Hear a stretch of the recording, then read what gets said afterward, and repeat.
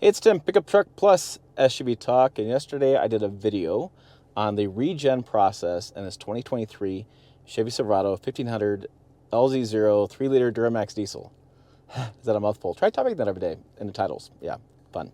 In that video, I talked about this Banks iDash reader. I got all these weird terms today, and in that video, I talked about this, and one of the things I pointed out was there was no emissions information on this gauge.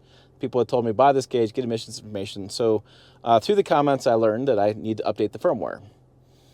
Frustrates me. I was really upset last night because I hate being wrong and I hate putting out videos that are not factual. So I did. I spent all morning.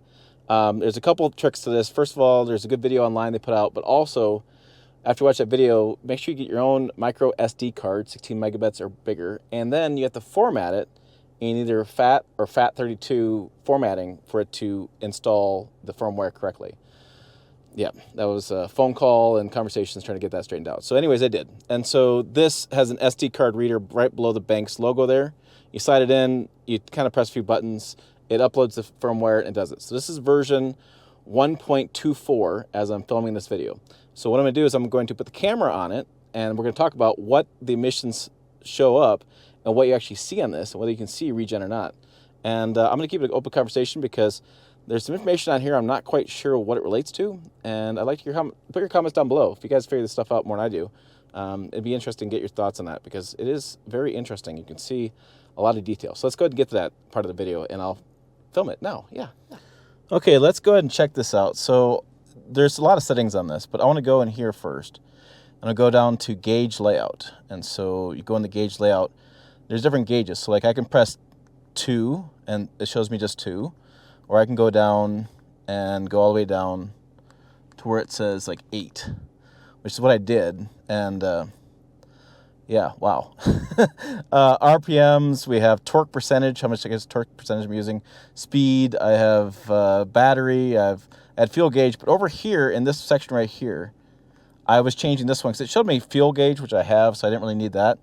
So what I did was you go over, you go down to gauge selection, and then you go across, and you can see the different gauges, what you want them to show. So I was down here in field 6, and you go field 6, you can do category group as far as listing of different features.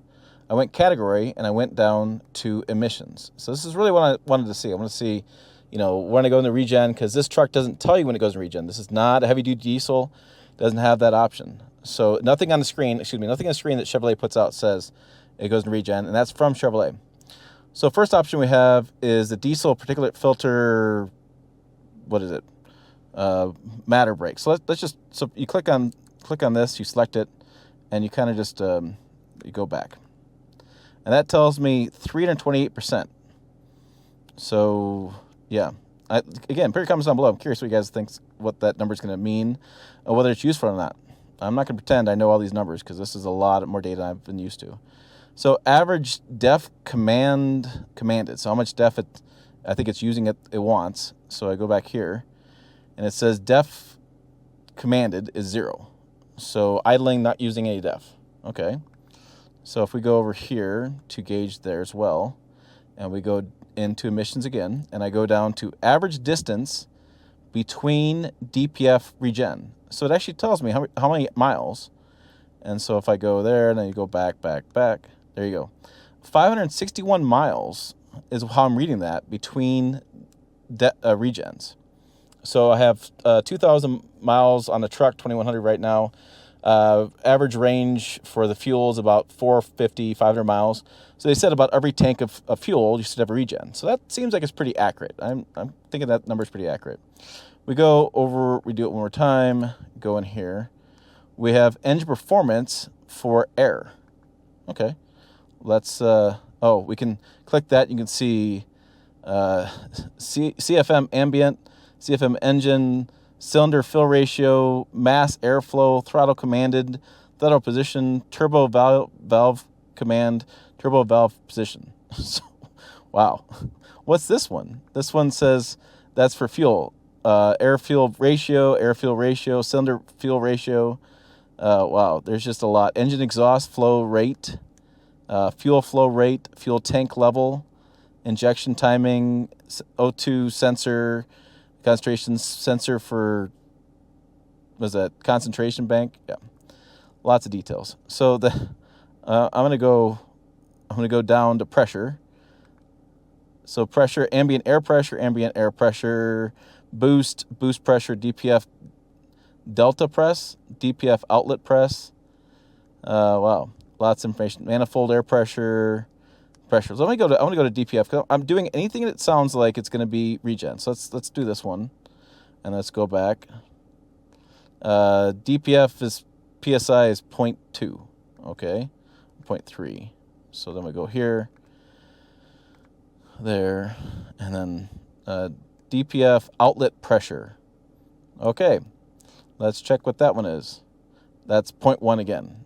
Oh, actually, it was 0.2 before. That's 0.1. Okay, let's go back into there, and let's go down to speed and velocity. Engine RPM, engine position or response rate, vehicle speed. So that, you know, I know what that is because I have speedometer works. Temperature, ambient air temperature, temperature banks, coolant temperature, delta temperature, EGR temp, engine coolant temp, engine oil temp, exit banks, different banks, manifold air temperature. So one of the things is thinking people are talking about is maybe if I had the EGR set up with temperature, when I see the EGR increase, it's going through regen. Could be a telltale sign. Voltage, vehicle performance. So yeah, there's a lot of details in that one. Oh, I didn't go all the way back to emissions. Sorry, didn't go all the way back to emissions.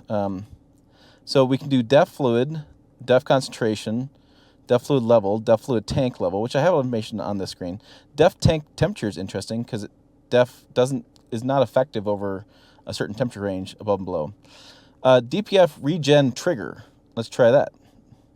So if I go back, it says DPF's 35% then. So I should be able to watch that. Once it gets 100%, it should tell me I'm in regen, correct? I think that's how that's going to work.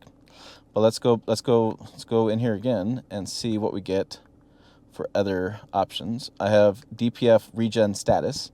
See, I thought this one would be the one. Regen status. What's going on? It says regen's off. So, you know, I don't know. I can know. I guess if I when I get my mount for the windshield, if I leave this on, it'll tell me if I'm regen or not, on or off. I guess would be the right approach to use that system. But right now it says it's off, so it's not regen. So then we come over here, and let's see what else there is. So I think I'm going to leave the DPF regen status because I think that's going to tell me. I think that is the magic number. EGR duty cycle actual. So let's see what this is. I have percentage, so not really sure what that is. Okay. EGR duty cycle commanded. All right, let's try that one. Let's go back. And 0%. So, I mean, I'm definitely not in I definitely think I'm not in regen or close to regen at this point because of all these settings saying 0, 0, 0. And then we have EGR error. Monitor for boost pressure. Monitor for comprehensive component. Monitor for EGR and or variable valve technology.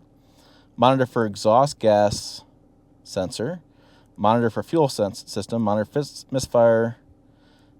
This is a catalyst, NMHC catalyst.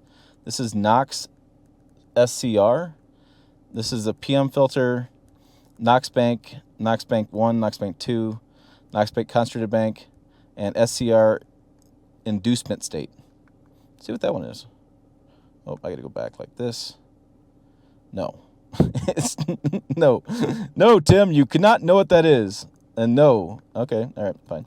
Let me go out to the top, and I want to select that regen status. I think that's the key. That's what people were telling me.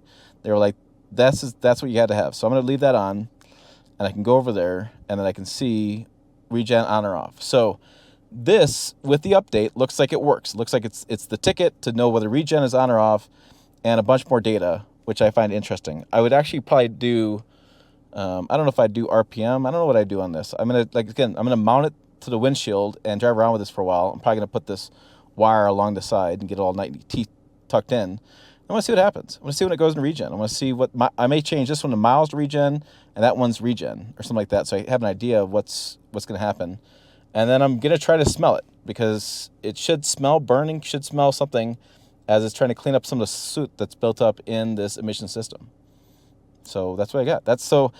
Yeah.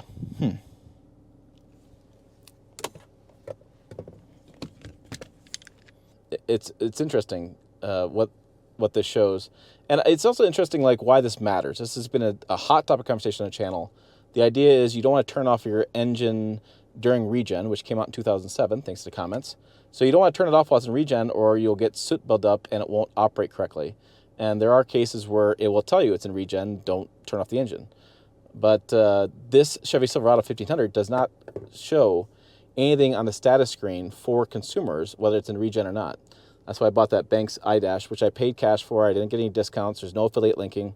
I just bought one. So interesting stuff. So what do you guys think? Do you think that Banks iDash is worth it? Do you think it's worth it to know when a truck's in regen? I mean, is that like a valuable piece of technology, or do you care? Well, it's interesting. Interesting thought. Check that video out over here. This is the one I shot yesterday. I talk a lot more about regen in that video as well. Pickuptrucktalk.com is the website. As always, thanks for watching. I will see you down the road.